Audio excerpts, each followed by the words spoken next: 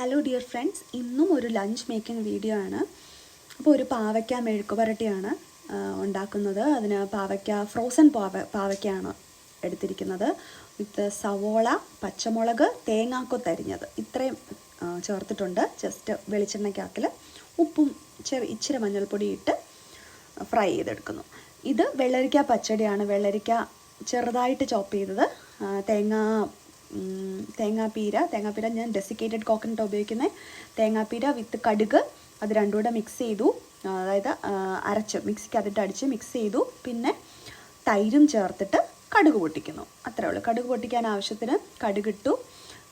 സൈഡിലോട്ട് ഷാലറ്റ്സ് ഇട്ടു. പിന്നെ ചുമന്ന മുളക് അതും ഇട്ട് നല്ലതായിട്ട് വഴറ്റി അതും ആ പച്ചടിയിലേക്ക് ചേർത്തു.